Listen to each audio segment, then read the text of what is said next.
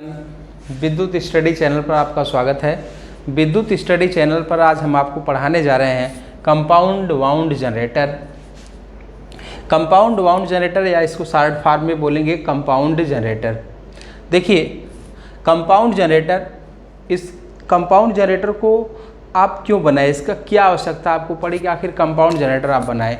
आपके पास सीरीज और shunt generator तो ऑलरेडी था ही, तो हमें क्या ऐसी आवश्यकता पड़ी कि हम कंपाउंड जनरेटर बनाएं, पहला। दूसरा क्वेश्चन इसमें आता है कि कंपाउंड जनरेटर आखिर ऐसा क्या कर देते हैं जो हमारा कंपाउंड जनरेटर बन जाता है। नेक्स्ट, कंपाउंड जनरेटर का यूज हम कहाँ पे करते हैं और कंपाउंड जनरेटर में कैसी कैरेक्टरिस्टिक मिलेगी, कंपाउंड जनरेटर में कैसा वोल्टेज रेगुलेशन मिलेगा। ठीक, कंपाउंड जनरेटर का प्रकार कितना होता है, कितने प्रकार का कंपाउंड जनरेटर होता है, ये सब आपको हम इस भी लेक्चर में बताएंगे कि कंपाउंड जनरेटर का प्रकार कितना है, कंपाउंड जनरेटर में कैरेक्टरिस्टिक कैसे मिलती है, कंपाउंड जनरेटर का वोल्टेज रेगुलेशन कैसा होता है, कंपाउंड जनरेटर का यूज कहाँ पे किया जाता है और क्यों कंपाउंड जनरेटर कहा जाता है। तो आइए शुरू करते हैं। देखिए कंपाउंड का मतलब होता है यौगिक या संयुक्त। तो संयुक्त का मतलब है कि ऐसा जनरेटर जिस जनरेटर में सीरीज जनरेटर और शंट जनरेटर दोनों का गुण पाया जाए। ऐसा जनरेटर जिसमें किसका, सीरीज जनरेटर और शंट जनरेटर दोनों का गुण पाया जाए, वह कहलाएगा कंपाउंड जनरेटर। अब कंपाउंड जनरेटर, देखिए कंपाउंड जनरेटर में हम series field winding Y1 Y2 और shunt field winding Z1 Z2, series field winding Y1 Y2 और shunt field winding Z1 Z2, इन दोनों बाइंडिंग का प्रयोग करके हम बनाते हैं कंपाउंड जनरेटर। तो compound generator series field winding और शंट फील्ड वाइंडिंग दोनों का हम यूज करके बनाएंगे कंपाउंड जनरेटर। देखिए अभी आपको आगे हम आपको बताएंगे कि कंपाउंड, जैसे कंपाउंड जनरेटर जो मुख्य रूप से होता है वो दो प्रकार का होता है। एक होता है शॉर्ट शंट कंपाउंड जनरेटर और दूसरा होता है लॉन्ग शंट कंपाउंड जनरेटर। तो ऐसा क्या है कि हम एक को शॉर्ट शंट कंपाउंड जनरेटर बोल रहे हैं, दूसरे को लॉन्ग शंट कंपाउंड जनरेटर बोल रहे हैं। और यह भी, ये जो आपके लॉन्ग शंट और शॉर्ट शंट हैं, यह भी आपके दो प्रकार के होते हैं। जैसे आपको एक मिलेगा कम्युलेटिव कंपाउंड जनरेटर और एक में आपको मिलेगा एक डिफरेंशियल कंपाउंड जनरेटर होगा। तो कम्युलेटिव कंपाउंड का क्या वर्क होता है, डिफरेंशियल कंपाउंड जनरेटर का क्या वर्क होता है, ये सब चीज़ें हम आपको बताने जा रहे हैं। तो चलिए शुरू कर रहे हैं। देखिए तो इनका यूज सीरीज और shunt field winding,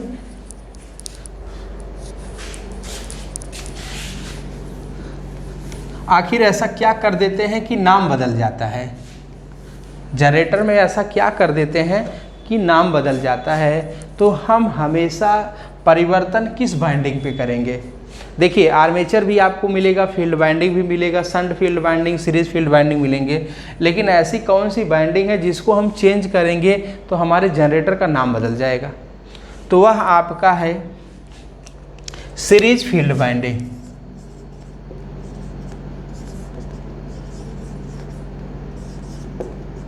series field winding, यही सीरीज फील्ड वाइंडिंग को हम चेंज कर देंगे, अर्थात इसके टर्न को चेंज कर दिए, इसके प्लेस लगाने का स्थान, हम इसको सीरीज फील्ड वाइंडिंग के अगर हम कनेक्शन को चेंज कर देते हैं, इसके लगाने का जो प्लेस है उसको हम चेंज कर देते हैं, तो भी हमारे जनरेटर का नाम बदल जाएगा। जैसे अभी आगे आपको मिलेगा, टर्नों को परिवर्तित करके, टर्नों को सीरीज फील्ड वाइंडिंग के टर्नों को परिवर्तित करके हम तीन जनरेटर और बना लेते हैं। एक आपका ओवर कंपाउंड जनरेटर, एक आपका फ्लैट कंपाउंड जनरेटर, एक आपका अंडर कंपाउंड जनरेटर। तो कहने का मेरा मतलब है कि हम परिवर्तन करते हैं किसमें, सीरीज फील्ड वाइंडिंग में, और सीरीज फील्ड वाइंडिंग में परिवर्तन करके या चेंज करके बना लेते हैं कंपाउंड जनरेटर का वेरियस का मतलब विभिन्न आपके प्रकार के जनरेटर। तो वेरियस में देखिए शॉर्ट मिलेगा, लॉन्ग मिलेगा, डिफरेंशियल, कम्युलेटिव, उसके बाद आपका जो है flat, over, under, flat compound, over compound, under compound generator. तो चलिए एक एक करके हम आपको सबके बारे में बताते हैं कि कैसे क्या होना है। तो पहले यहाँ पे जान लीजिए शॉर्ट शंट कंपाउंड जनरेटर। इसको हम शॉर्ट शंट कंपाउंड जनरेटर क्यों कहते हैं, आपको आज ऐसा बता रहे हैं कि कभी नहीं आप भूलेंगे, बस चीज़ों को आप थोड़ा से ध्यान रखिए। बस देखिए जनरेटर का नाम बदल रहा है किस बेस पर, सीरीज फील्ड वाइंडिंग के टर्नों की सीरीज फील्ड वाइंडिंग के स्थान या टर्नों को बदलकर। तो यहाँ पे देख रहे हैं सीरीज फील्ड वाइंडिंग यही है, यही आपकी क्या है, सीरीज फील्ड वाइंडिंग। तो सीरीज फील्ड वाइंडिंग अभी आपको कहाँ पे मिल रही है, लोड के सीरीज में। सीरीज फील्ड वाइंडिंग अभी आपको मिल रही है लोड के सीरीज में, ठीक। तो जब आपके सीरीज फील्ड वाइंडिंग लोड के सीरीज में मिले तो वह आपका जनरेटर कैसा होगा, शॉर्ट शंट कंपाउंड जनरेटर। दूसरा, जब आपकी सीरीज फील्ड वाइंडिंग आर्मेचर के सीरीज में मिले, अगर हम सीरीज फील्ड वाइंडिंग को आर्मेचर के सीरीज में जोड़ते हैं तो हमारा वही आपका जनरेटर जो कहलाएगा वह लॉन्ग शंट कंपाउंड कहलाएगा। तो शॉर्ट शंट और लॉन्ग शंट में क्या है कि शॉर्ट शंट कंपाउंड जनरेटर में जो हमारी सीरीज फील्ड वाइंडिंग है वह किसके सीरीज में जुड़ी होगी, तो वह आपकी लोड के सीरीज में जुड़ी होंगी।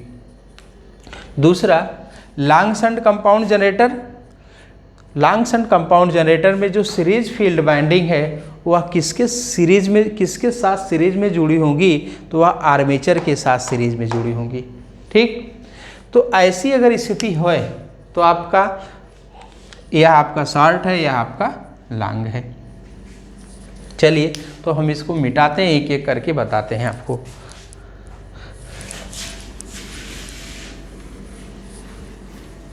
यहाँ पे देखिए अभी हम आपको लॉन्ग शंट कंपाउंड जनरेटर के बारे में पूरा डिटेल बता रहे हैं कि लॉन्ग शंट कंपाउंड जनरेटर, देखिए यह भी आपका लॉन्ग शंट कंपाउंड जनरेटर या कंपाउंड जनरेटर, यह भी आपके सेल्फ एक्साइटेड जनरेटर के अंतर्गत आते हैं, उसी के ही पार्ट हैं।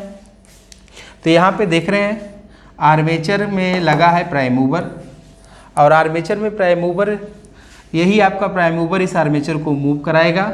आर्मेचर जब घूमेगा तो इस आर्मेचर के साथ इसमें जो आपका कंडक्टर लगा है वह भी घूमेगा, और पोल जो स्थापित होते हैं उसमें फील्ड वाइंडिंग लगी होती है, जिसकी वजह से आपके स्टार्ट में रेसिड्यूल मैग्नेट अवशिष्ट चुंबक होता है। तो जब हम आर्मेचर को घुमाते हैं तो आर्मेचर जब घूमेगा तो साथ में कंडक्टर भी घूमेगा, और जब कंडक्टर घूमता है तो आपके फ्लक्स को काटता है। पहले तो शुरू में अवशिष्ट चुंबक जो आपका है उसके रेसिड्यूल फ्लक्स को काटेगा, तो आपका विद्युत वाहक बल थोड़ा से पैदा होगा।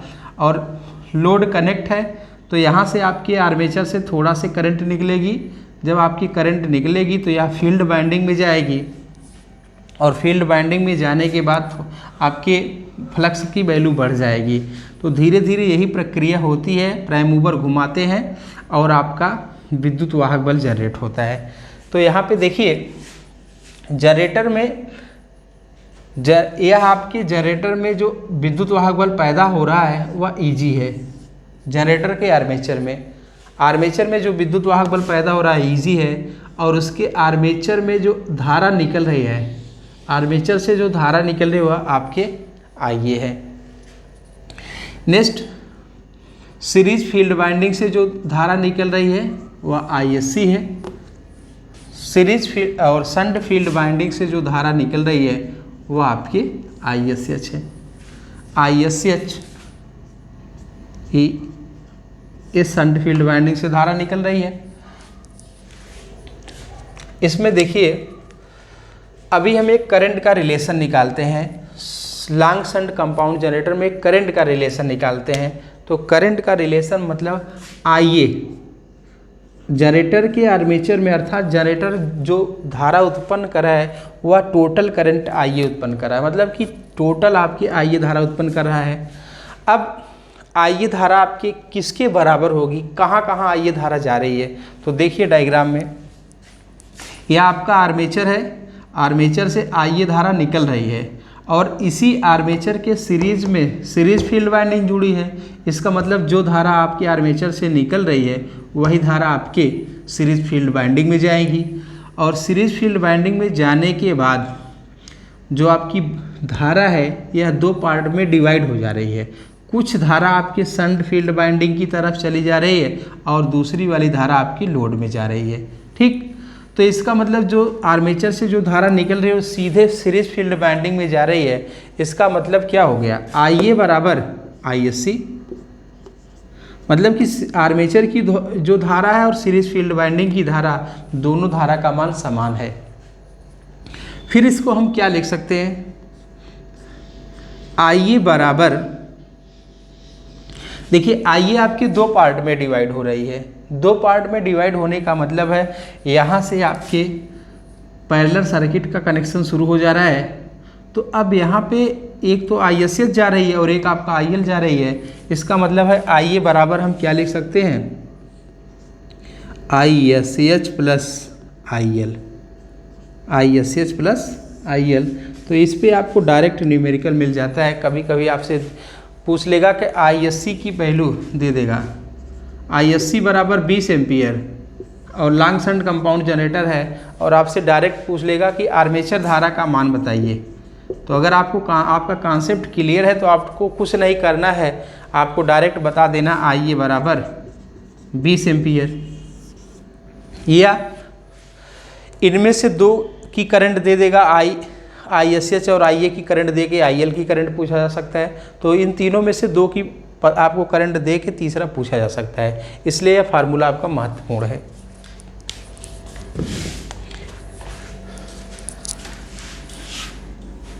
नेक्स्ट, इसके बाद देखिए जनरेटर जो विद्युत वाहक बल पैदा कर रहा है अर्थात वोल्टेज पैदा कर रहा है वो इजी पैदा कर रहा है, लेकिन जो जनरेटर के लोड को वोल्टेज मिल रहा है वो आपका क्या मिल रहा है, VL, लोड का वोल्टेज VL। और जनरेटर के आर्मेचर में जो धारा मिल रही है, जनरेटर के जो लोड में धारा मिल रही है वो आपकी क्या धारा मिल रही है, IL। तो यहाँ पे हमें देखना है कि हमारा जो विद्युत वाहक बल है वह कितना है, EG, जनरेटर का विद्युत वाहक बल EG यह कितना है कि इसके वैल्यू के बराबर है। तो यहाँ पे देखिए VL यह आपकी KVL किरचॉफ के वोल्टेज रूल से आता है, अर्थात VL, ठीक, टोटल लोड का वोल्टेज प्लस आर्मेचर का ड्रॉप IaRa प्लस जो सीरीज फील्ड वाइंडिंग है उसका ड्रॉप ISC RSC। EG, इसको थोड़ा सा हम आपको समझा दे रहे हैं। जैसे EG का मतलब जैसे जनरेटर मान लीजिए कि 240 वोल्ट पैदा कर रहा है, जनरेटर के आर्मेचर में कुल वोल्टेज कितना उत्पन्न हो रही है, 240 वोल्ट। अब 240 वोल्ट उत्पन्न तो ज़रूर हो रही है, लेकिन 240 वोल्ट हमारे लोड को नहीं मिलेगा। क्यों नहीं मिलेगा, क्योंकि हमारे जो आर्मेचर का जो रेजिस्टेंस है वह भी कुछ आपकी वोल्टेज को ड्रॉप कर देगा, और जो सीरीज फील्ड वाइंडिंग है इसका भी तो अपना रेजिस्टेंस होता है, तो यह भी आपकी वोल्टेज को ड्रॉप कर देगा। अर्थात इस आर्मेचर का जो रेजिस्टेंस है यह भी वोल्टेज के मान में कमी करेगा, और इस सीरीज फील्ड वाइंडिंग का भी जो रेजिस्टेंस है यह भी वोल्टेज ड्रॉप करेगा, अर्थात वोल्टेज के मान में कमी करेगा। तो वोल्टेज के मान में कमी कौन कौन कर रहा है, एक तो आपका आर्मेचर का रेजिस्टेंस RA और एक आपका सीरीज फील्ड वाइंडिंग का रेजिस्टेंस RSC। तो आपके दो ड्रॉप कम हो रहे हैं। तो यहाँ पे आपको मिला क्या, अब मान लीजिए सपोज दैट यह आपका 20 वोल्ट, यह 20 वोल्ट को ड्रॉप कर रहा है। ड्रॉप कर मतलब आर्मेचर का जो रेजिस्टेंस है वह 20 वोल्ट को खा ले जा रहा है अपने अंदर। इसके बाद अगर इसको हम मानते हैं कि series field binding, suppose that series field binding 10 volt को ड्रॉप कर रही है, अर्थात 10 वोल्ट अपने अंदर खा ले जा रही है। तो अब 10-20 वोल्ट आपके आर्मेचर का रेजिस्टेंस खा लिया, 10 वोल्ट आपके सीरीज फील्ड बाइंडिंग का रेजिस्टेंस खा लिया, तो बचा कितना? बचा आपका 210 ना, 210 बचा। तो इसीलिए इसको तीनों को जोड़ दिया जाता है। अब तीनों को जोड़ेंगे तो इसी के तो बराबर हो रहा है, तो इसीलिए इसका महत्वपूर्ण है। जैसे आपको क्वेश्चन आपके मिलेगा, जैसे VL की वैल्यू पूछा जा सकता है, EG की वैल्यू IA या RA या कुछ भी, तो यह आपका बहुत महत्वपूर्ण फार्मूला है। EG बराबर VL प्लस, आपको रटा होना चाहिए एकदम, EG बराबर VL plus IARA plus ISC RSC।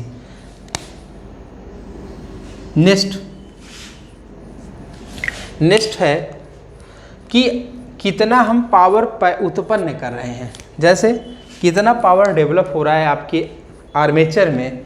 तो देखिए आर्मेचर में कितना पावर डेवलप हो रहा है। आर्मेचर में जो पावर डेवलप हो रहा है वह EG इंटू IA, इसका मात्रक वाट, यही तो पावर उत्पन्न हो रहा है।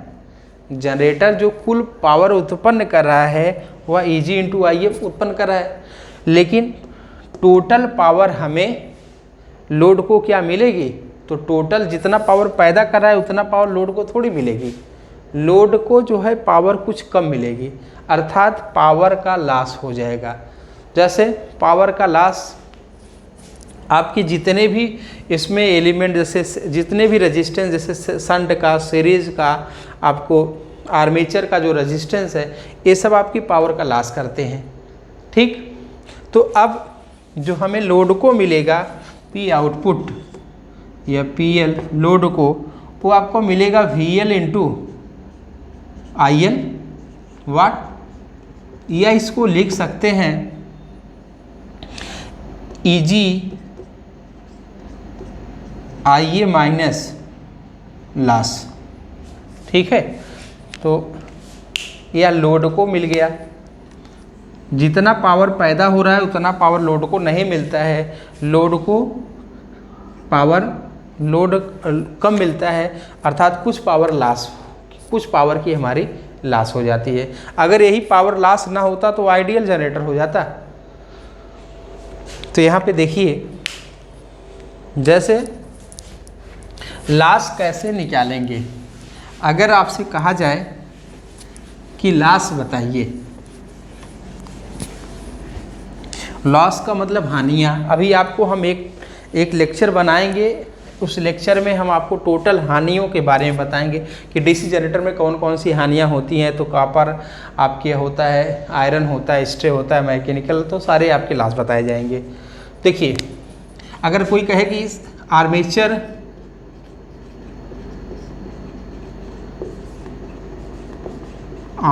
कॉपर लॉस बताइए, आर्मेचर कॉपर लॉस का मान बताइए। देखिए, हमेशा आपको loss I square into R, अगर रेजिस्टेंस के कारण लॉस हो रहा है तो I स्क्वायर इंटू R से आप निकालेंगे। तो देखिए, आर्मेचर में धारा क्या फ्लो कर रही है? IA square into RA। अगर आपसे कहा जाए कि सीरीज फील्ड बाइंडिंग,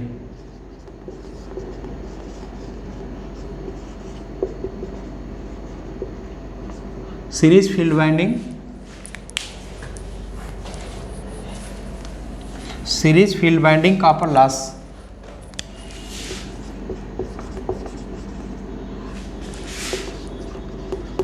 बताइए।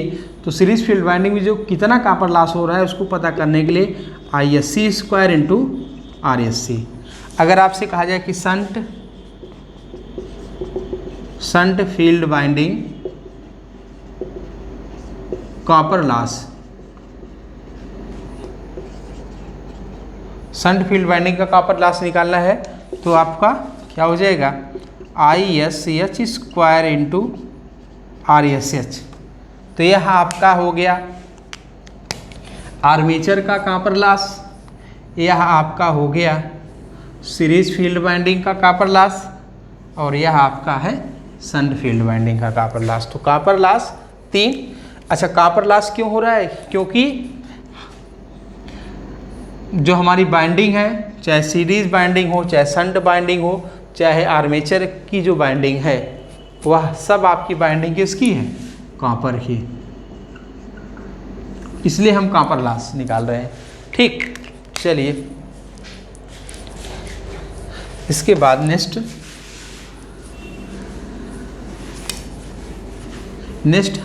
आपका, इसी में हम आपको बता दे रहे हैं, नेक्स्ट है आपका short shunt compound generator. Short shunt compound generator, देखिए शॉर्ट में क्या करना है? शॉर्ट शंट कंपाउंड जनरेटर में आर्मेचर के समांतर में आपको जोड़ देना है शंट बाइंडिंग, और लोड के सीरीज में जोड़ देना है सीरीज फील्ड बाइंडिंग। लोड के सीरीज में आपको जोड़ देना है सीरीज फील्ड बाइंडिंग। देखिए यह आपका बन गया शॉर्ट शंट कंपाउंड जनरेटर।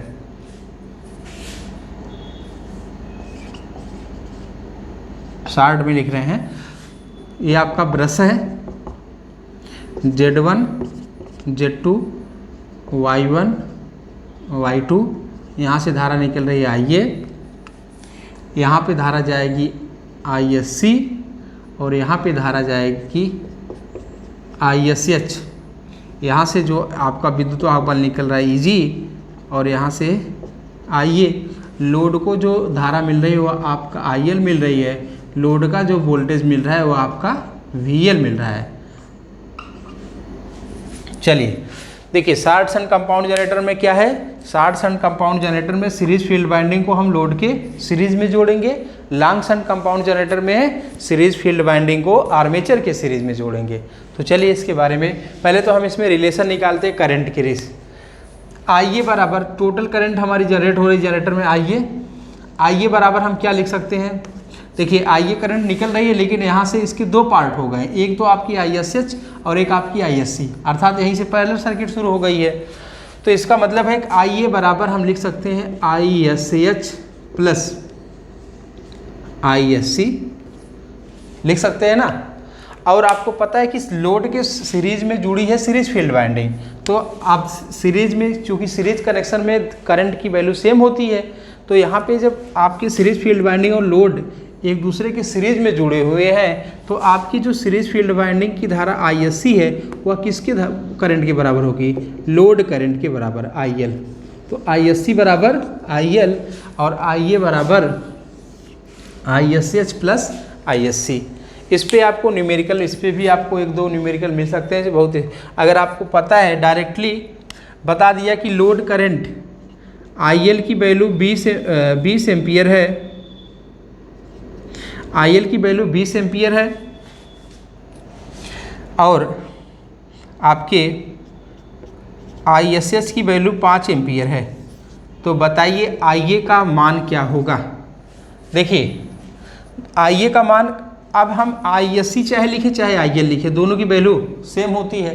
तो अब IL का मान 20 है और ISH का मान 5 है, तो IA बराबर कितना हो जाएगा?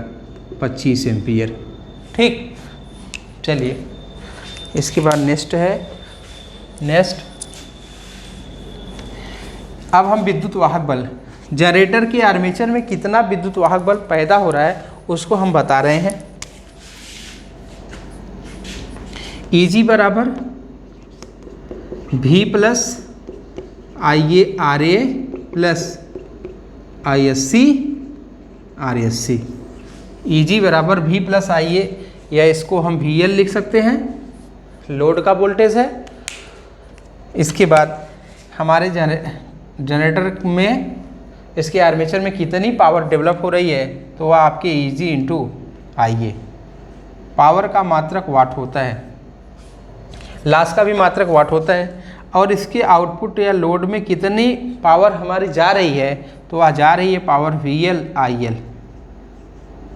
इसी पावर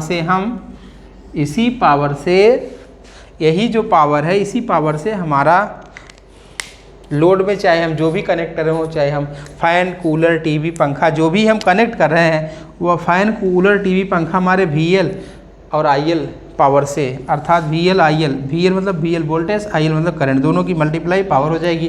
तो इसी पावर से हमारा फ़ैन, टीवी जो भी हम कनेक्ट कर रहे हैं लोड में, वो चल रहा है। ठीक, तो अब इसमें क्या है कि जितना पावर पैदा कर रहे हैं उतना पावर हम लोड को नहीं जा रहा है, कुछ पावर क्या हो रहा है, हमारा लॉस हो जा रहा है। तो लॉस के लिए अब जहाँ जहाँ पे आपको मिलेगा रेजिस्टेंस, वहाँ पे देख रहे हैं पावर लॉस हो रहा है। तो सीरीज फील्ड बाइंडिंग का जो पावर लॉस है वो आपके Isc² Rsc। तो series field binding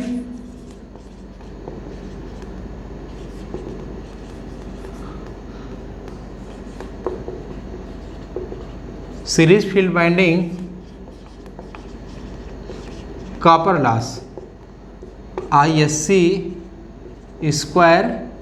Rsc। Shunt field binding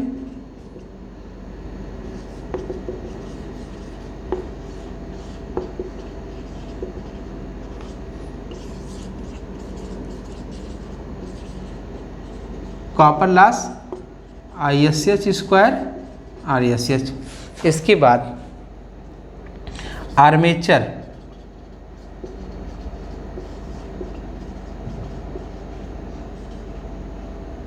का कॉपर लॉस अगर आपको निकालना है तो आप क्या फार्मूला यूज करेंगे, Ia²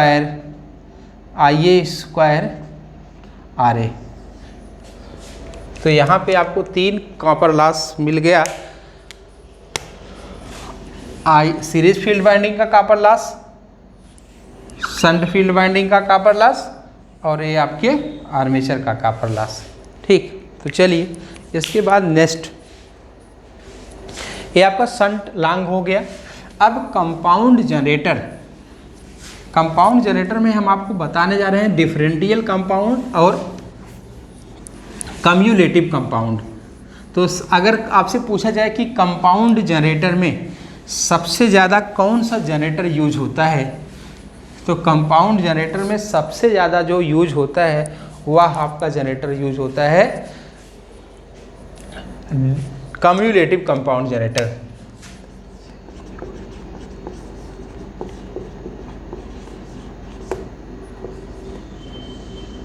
कम्युलेटिव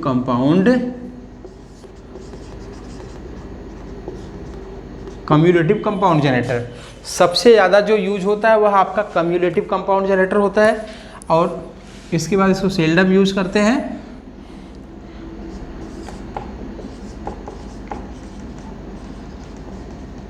डिफरेंशियल कंपाउंड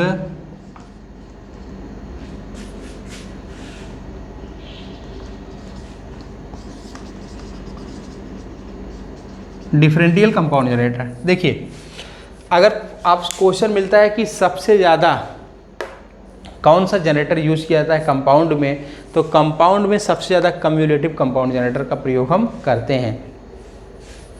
देखिए, डिफरेंशियल और कम्युलेटिव का मतलब इसको हम बोलते हैं कम्युलेटिव। इसका मतलब है कि इसमें जुड़ रहा है जो आपका φSH और ये आपका φSc। इस कम्युलेटिव कंपाउंड में दोनों फ्लक्स, शंट फील्ड बाइंडिंग का फ्लक्स और सीरीज फील्ड बाइंडिंग का फ्लक्स, दोनों फ्लक्स आपके जुड़ते हैं। कम्युलेटिव कंपाउंड जनरेटर में शंट फील्ड बाइंडिंग का फ्लक्स और सीरीज फील्ड बाइंडिंग का फ्लक्स दोनों जुड़ते हैं। और दूसरी इसकी खासियत क्या है, φSH और φSc दोनों की डायरेक्शन सेम होती है, दोनों फ्लक्सों की डायरेक्शन सेम होती है। शंट फील्ड बाइंडिंग का फ्लक्स और सीरीज फील्ड बाइंडिंग का फ्लक्स, दोनों फ्लक्सों की जो डायरेक्शन होती है वह एक ही दिशा में होती है। तो कम्युलेटिव कंपाउंड जनरेटर में दो प्रॉपर्टी आपको मिल रही है, इससे हम पहचान कर लेते हैं कि हमारा कम्युलेटिव है या डिफरेंशियल है। अगर दोनों का फ्लक्स शंट फील्ड वाइंडिंग और सीरीज फील्ड वाइंडिंग का फ्लक्स आपका जुड़ रहा है, या शंट फील्ड वाइंडिंग का फ्लक्स की डायरेक्शन और सीरीज फील्ड वाइंडिंग के फ्लक्स की डायरेक्शन एक ही दिशा में है, तो यह आपका कम्युलेटिव कंपाउंड जनरेटर है, श्योर 110%। इसके बाद नेक्स्ट है डिफरेंशियल कंपाउंड जनरेटर। देखिए डिफरेंशियल कंपाउंड जनरेटर में φSCH माइनस φSC, इसको आपको ध्यान हमेशा रखना है कि शंट फील्ड वाइंडिंग के फ्लक्स से सीरीज फील्ड वाइंडिंग के फ्लक्स को घटाया जाता है। हमेशा घटेगा किससे? शंट फील्ड वाइंडिंग के फ्लक्स से सीरीज फील्ड वाइंडिंग का फ्लक्स। अगर शंट फील्ड वाइंडिंग के फ्लक्स से सीरीज फील्ड वाइंडिंग का फ्लक्स घट रहा है, इसका मतलब है वह आपका डिफरेंशियल कंपाउंड जनरेटर है। इसको हिंदी में अवकल कंपाउंड जनरेटर बोलते हैं।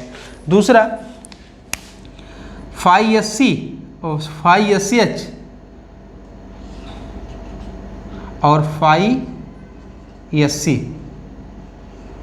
φSH और φSC दोनों की डायरेक्शन एक दूसरे के विपरीत होंगे, अर्थात शंट फील्ड वाइंडिंग के फ्लक्स और सीरीज फील्ड वाइंडिंग के फ्लक्स, इन दोनों फ्लक्सों की डायरेक्शन विपरीत होंगी। विपरीत होने का मतलब है कि ऐसी प्रक्रिया, इसमें हम ऐसी बाइंडिंग करेंगे कि शंट फील्ड वाइंडिंग का फ्लक्स अगर ऊपर जा रहा है तो सीरीज का नीचे जाएगा, और इसमें इस प्रकार की हम बाइंडिंग सेटअप करेंगे कि सीरीज फील्ड वाइंडिंग और शंट फील्ड वाइंडिंग दोनों का फ्लक्स एक ही डायरेक्शन में हो। ठीक, तो चलिए अब हम आपको बता रहे हैं differential flat compound, under compound, over compound generator. देखिए फ्लैट, अंडर और ओवर। देखिए कम्युलेटिव कंपाउंड जनरेटर का प्रयोग हम कॉमर्शियल में पावर सप्लाई के लिए, अर्थात व्यापक पैमाने पर हम कम्युलेटिव कंपाउंड जनरेटर का यूज पावर सप्लाई लेने के लिए करते हैं। दूसरा डिफरेंशियल कंपाउंड जनरेटर का यूज बहुत ही कम किया जाता है। डिफरेंशियल कंपाउंड जनरेटर का यूज हम आर्क वेल्डिंग करने में डिफरेंशियल कंपाउंड जनरेटर का प्रयोग करते हैं। तो आर्क वेल्डिंग करने में किसका प्रयोग करेंगे? डिफरेंशियल कंपाउंड जनरेटर का। और ज़्यादा मात्रा, भारी मात्रा में बल्क आपकी अगर सप्लाई की ज़रूरत है तो हम कम्युलेटिव कंपाउंड जनरेटर का प्रयोग करते हैं।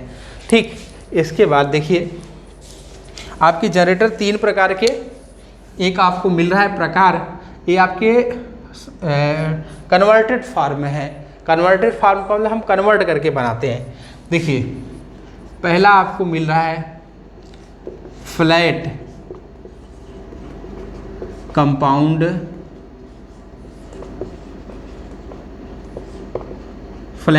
जनरेटर। दूसरा आपको मिल रहा है अंडर कंपाउंड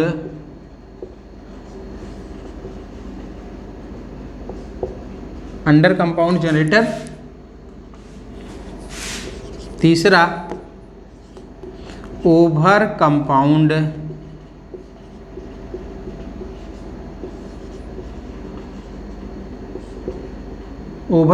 जनरेटर।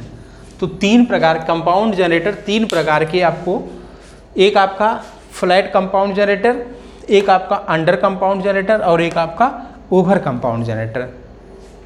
देखिए flat compound, under compound, over compound, इसका मतलब क्या है? Flat compound, under compound, over compound generator, इसका मतलब क्या है?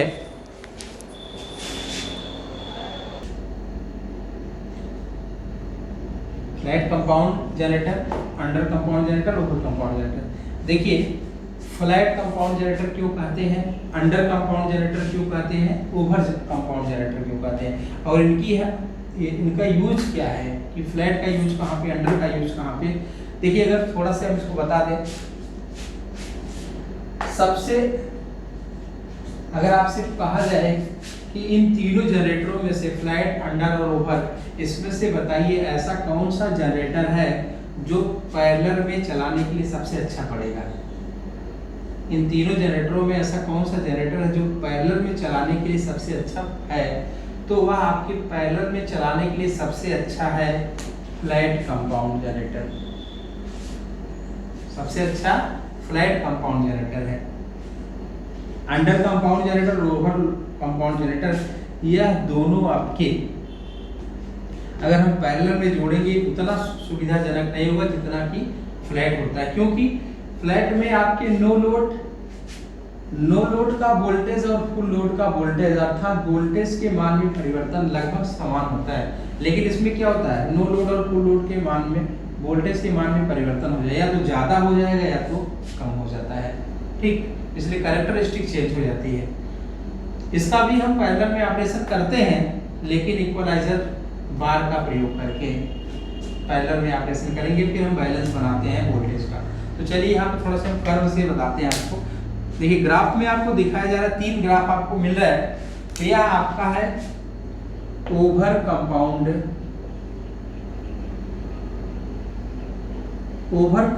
जनरेटर का, पहला आपका है ओवर कंपाउंड जनरेटर का, और यह आपका है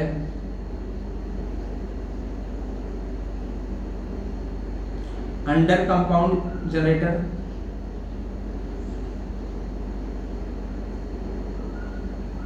और यह तीसरा आपका जो मिल रहा है यह आपके है फ्लैट कंपाउंड जनरेटर का। तो पहला आपका ओवर कंपाउंड, दूसरा अंडर कंपाउंड, तीसरा आपके फ्लैट कंपाउंड जनरेटर। देखिए इसमें आपको मिल क्या रहा है, जैसे फ्लैट कंपाउंड जनरेटर हम क्यों कहेंगे,